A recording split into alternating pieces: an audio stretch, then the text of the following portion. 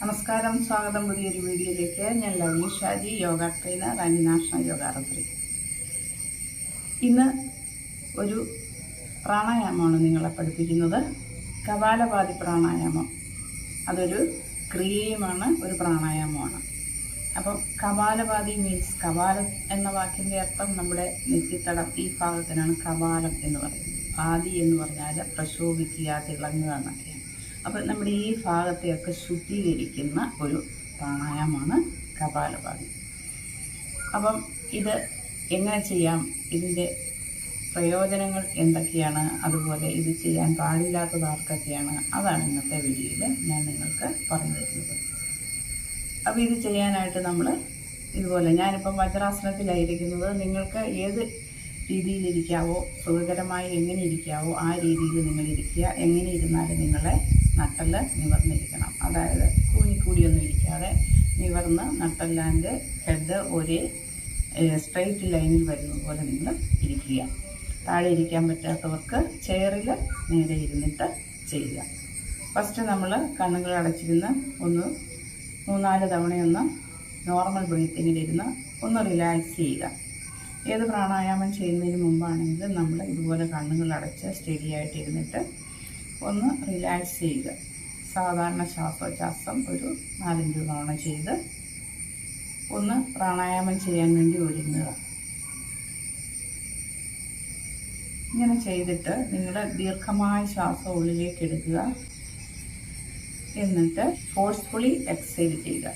ഞാൻ ചെയ്ത് കാണിക്കാം, നിങ്ങളൊന്ന് ശ്രദ്ധിക്കാം. ഇൻഹേൽ ചെയ്തു, എക്സൈൽ ചെയ്തിട്ട്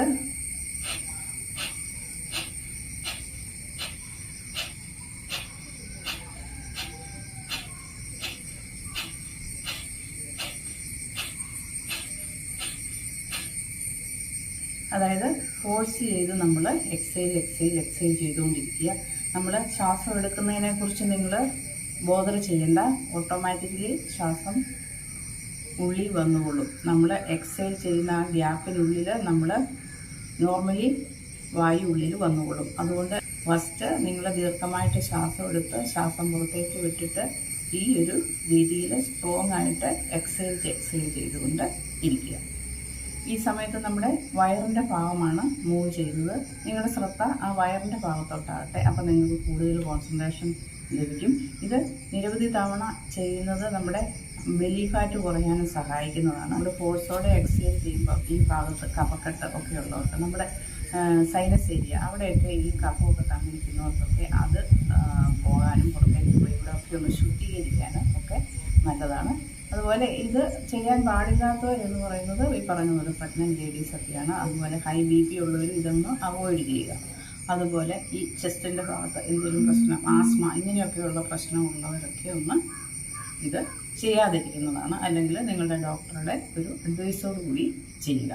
അല്ലാതെ എല്ലാവർക്കും, വേറെ പ്രശ്നങ്ങളൊന്നും ഇല്ലാത്തവർക്ക് എല്ലാവർക്കും ചെയ്യാം. ഓക്കെ, അപ്പോൾ നമുക്കൊന്നുകൂടി നോക്കാം.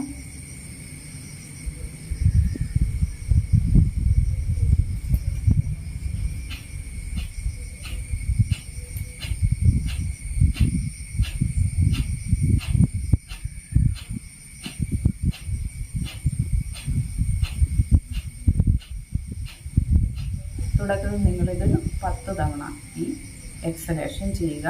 ഇതിൻ്റെ സ്പീഡ് നിങ്ങൾക്ക്, ഞാനിപ്പോൾ ചെയ്യുന്ന ഒരു നോർമൽ സ്പീഡിൽ തുടക്കത്തിൽ നിങ്ങൾ ചെയ്താൽ മതി. ഈ സ്പീഡ് കൂട്ടിക്കൊണ്ട് വരാം. എക്സ്പീരിയൻസ്ഡ് ആയിട്ടുള്ള ആൾക്കാർ ചെയ്യുന്നത് ആദ്യം ഇതൊന്ന് സ്ലോയിൽ തുടങ്ങും.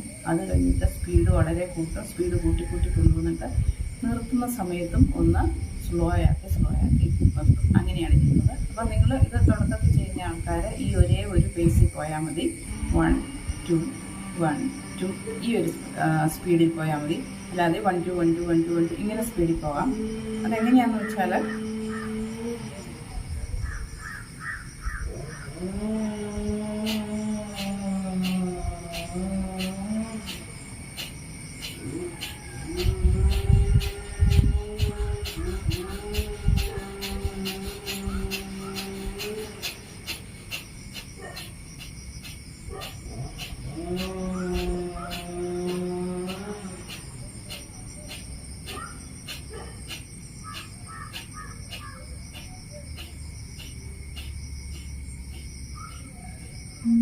ഇങ്ങനെ ഒരു രീതിയിൽ പോകാം.